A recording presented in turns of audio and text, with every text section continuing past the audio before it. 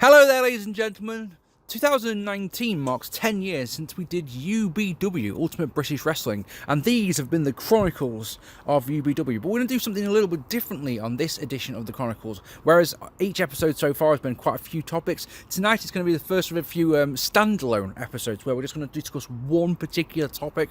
Tonight's topic is production values, as you can tell by the title, and we're going to talk about the ins and outs of what made UBW so special in terms of how it looked, how it came about, how it was filmed, commentated, all the good stuff. I really thoroughly hope you enjoy this conversation that Danny Ace and I have about production values. Okay. So, can you please talk about UBW production values? Gosh.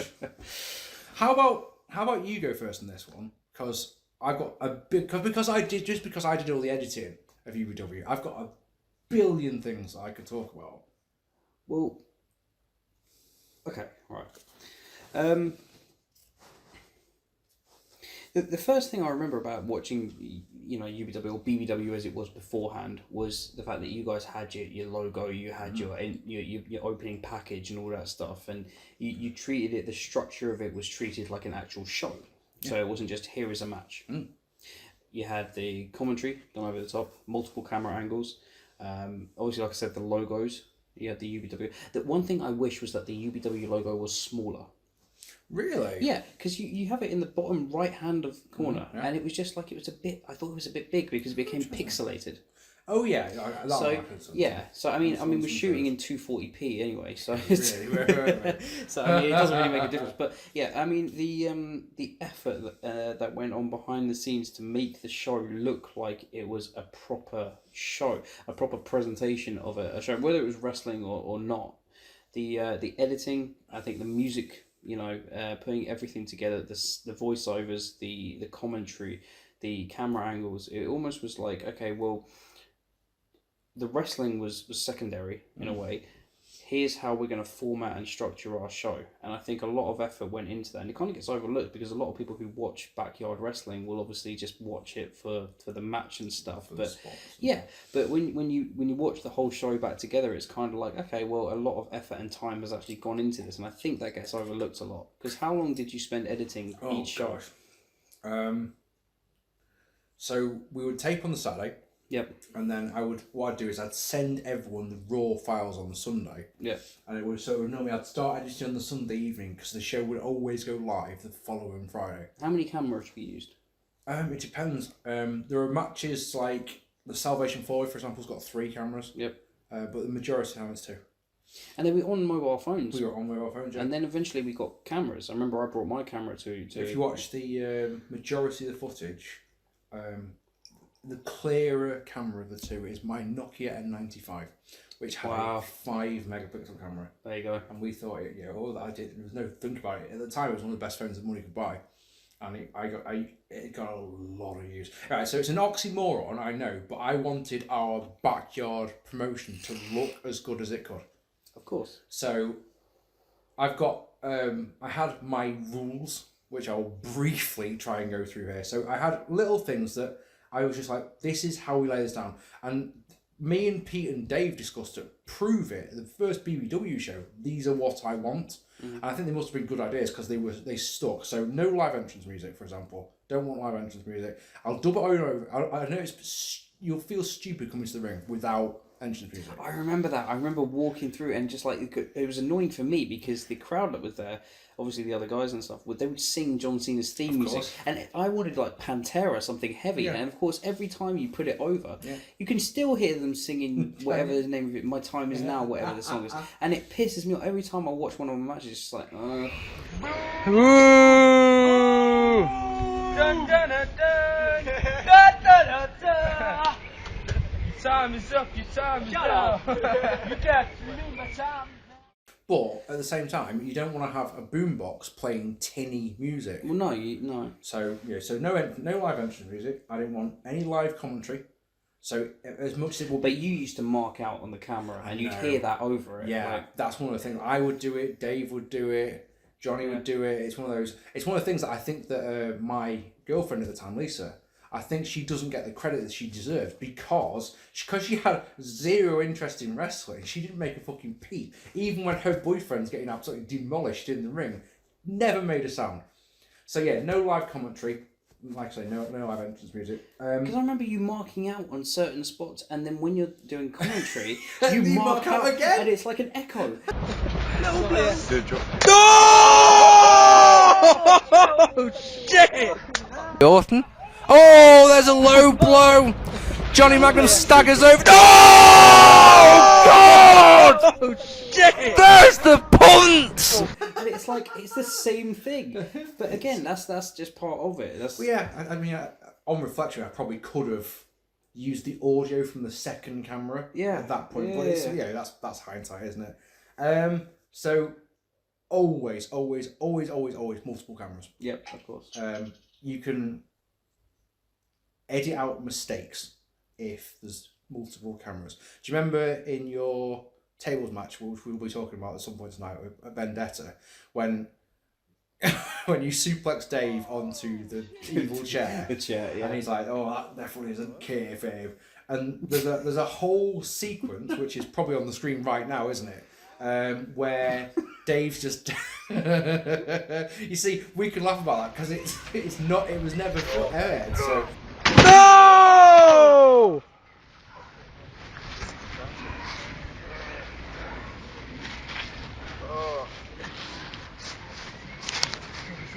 Stop a second. No, seriously. Oh, this is definitely not kayfabe.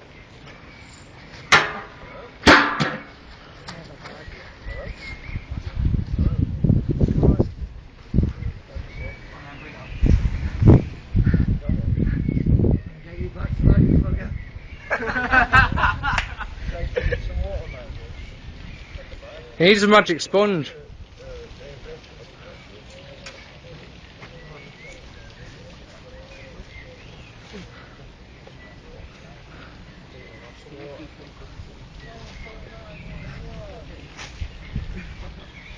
Okay, rolling.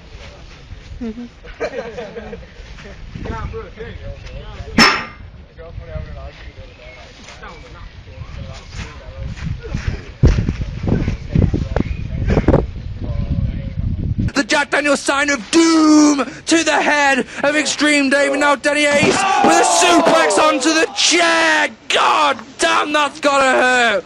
That has got to hurt. Weakening Dave's back now. What has Danny Ace got? As if his back isn't weakened enough after being powerbombed through a table. What's going to happen next? What are we going to see next? What are we going to see next? Danny Ace, he drops the chair, then decides to pick it up again, puts it down on the ground the right way up. What's going to happen next? If you've got multiple cameras, you can edit that shit out. So yeah, those are my absolute key things. And the other thing that I really wanted, of course, was I always wanted to be a referee. There had to be a ref in the ring. So there's matches that were filmed in Whitehaven, for example, the one the Vendetta match between Lion and Liam Styles, where it literally breaks all your rules. Yeah. So there's no ref. Johnny Magnum does commentary. There's one camera. It's like how we'll talk about it when we talk about Vendetta. How that got onto the show.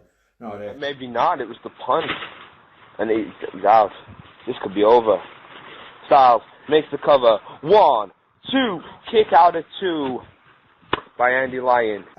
I wanted our shows to look as good as they could. I just wanted them to look slick. I wanted them to look nice. You wanted the replay value. Well, yeah, that's a good way of looking at it. Yeah. The watermark, like you mentioned before, having the logo on was something that I taught myself how to do.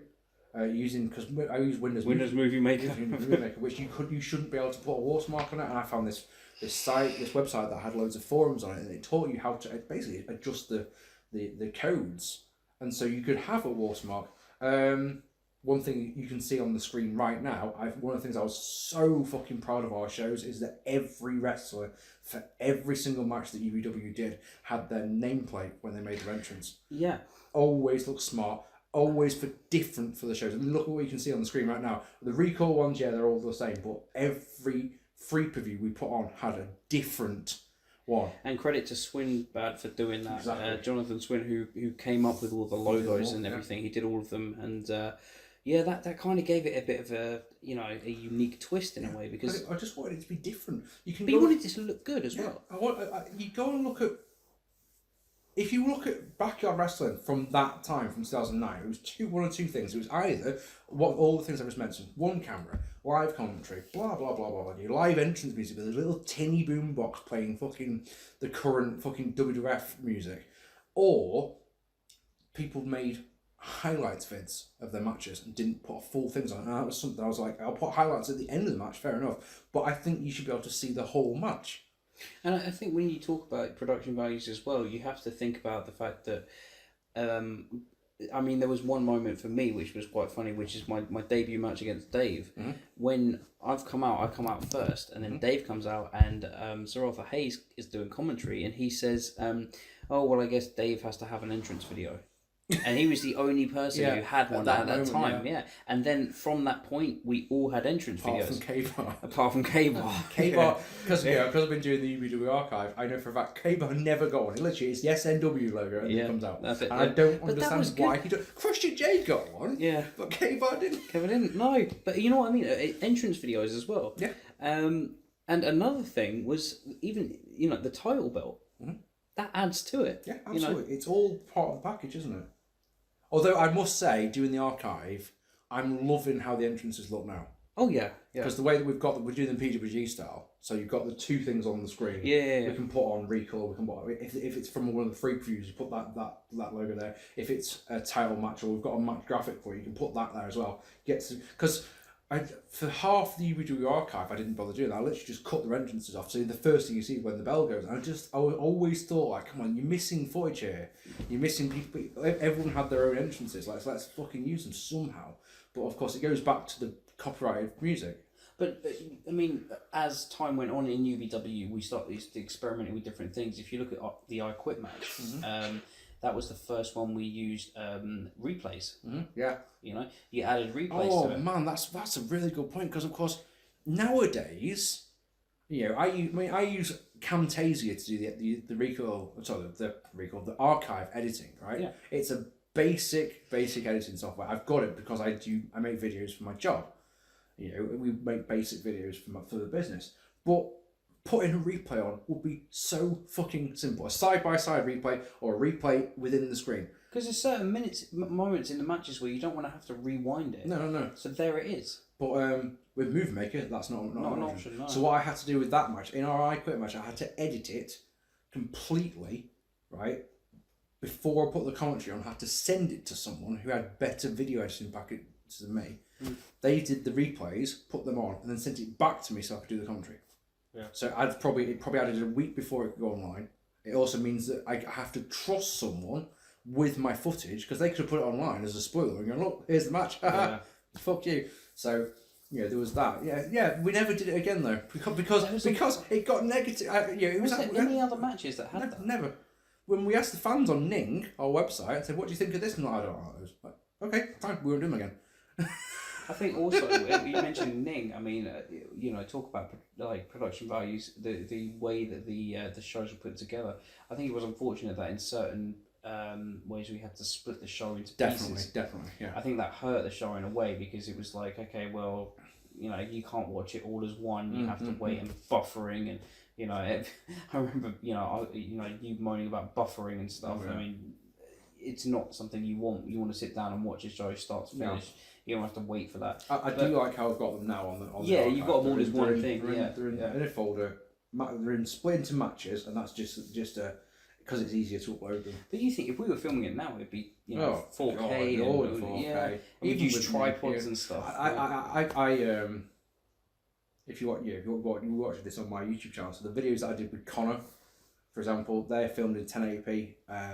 The two cameras that we used for that one, they cost £60 a pop. Yeah, it's nothing. It's nothing now. It's nothing. But they're just in 2009. That just wasn't an option. But even the phones we've got now, I mean, my phone's got a 16 meg camera. Yeah, I think mine's probably got something similar.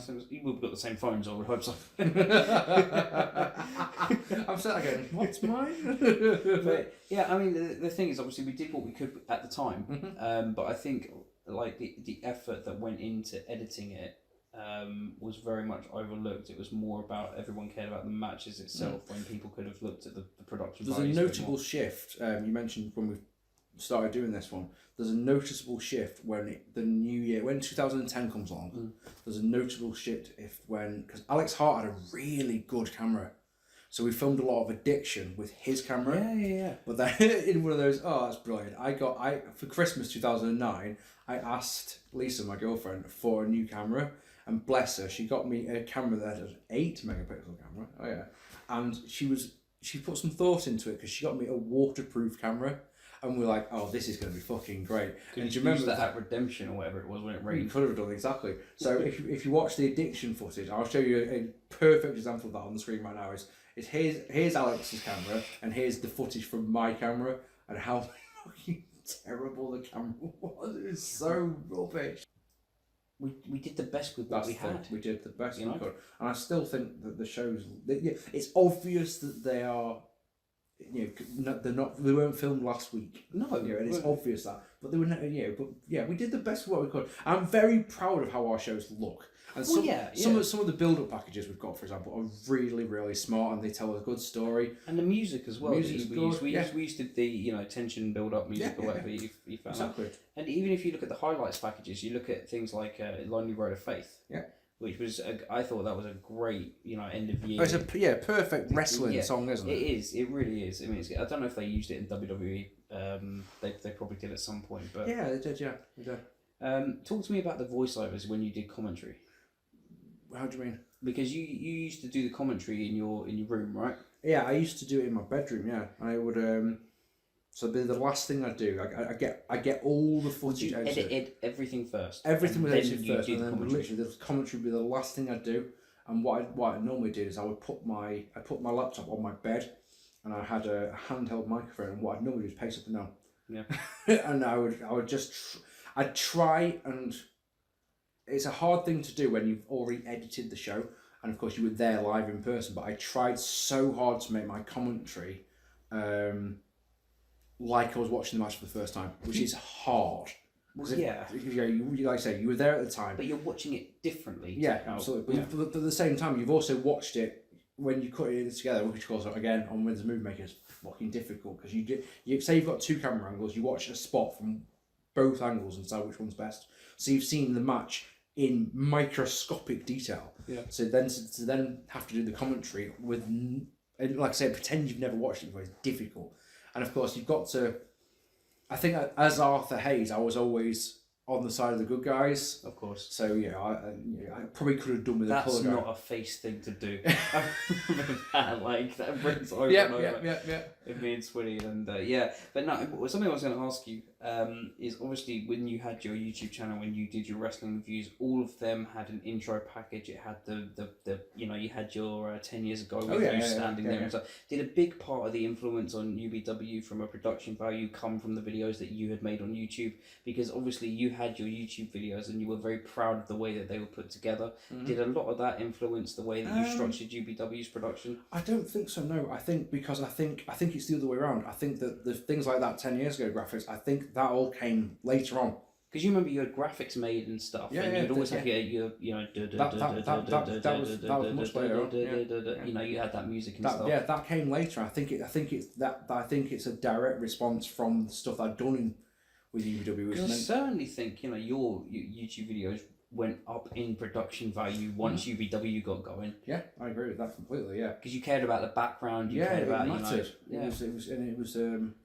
It was just making the best of it. I filmed my videos in my bloody kitchen in my flat, so I didn't have a green screen or anything like that. So it was what can I have behind me to make it look that little bit better. So, I think when you look back at the UBW production values, and you can even look at the Bounce for Glory show that you did, and the time and the effort that you put into making sure that looked good, because you cared about how it looked. You wanted the presentation to be perfect, but that one you had time for.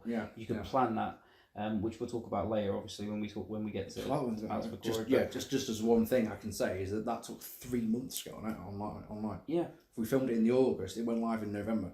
And we didn't have that time with UBW. No, we didn't. It had to be. We would say, like I said before, we would tape on the Saturday, and we would tell people this will be online on Friday. Yeah. We had 6 days to edit it, and of course I did it all on my own. It's all done. It was just me, and that's you know. But we talked about how it'd be my company and all that in the past. But I don't want anyone doing this. This is my baby, so and I will make it look as good as I can. But you know, One Last Dance, for example, was edited by Alex. Apart from the main event, Alex did the first 2 matches, and I did the main event for some reason. Really, I never knew that. I don't know why that we did it like that. Maybe because it was my match. Because I remember we never talked about, when we were doing the One Last Dance match, we talked about the spots. We never talked about the angles we'd get for the spots or anything like that. So we kind of left it up to the people who were holding the cameras. That's another story for another time, of course it is. Right, that was a big one. There's an episode all on its own. Nice! Well, there we have it, ladies and gentlemen. I thoroughly hope you've enjoyed this video. The production values is one of the things I'm the most proudest of about UBW, so I really hope you've enjoyed this little sneak behind the scenes, and it's nice to be able to show some of the old footage that was never used and things like that. I thoroughly hope you've enjoyed this. Please leave us some feedback, and don't worry, there's many more of these to come. See you later, guys.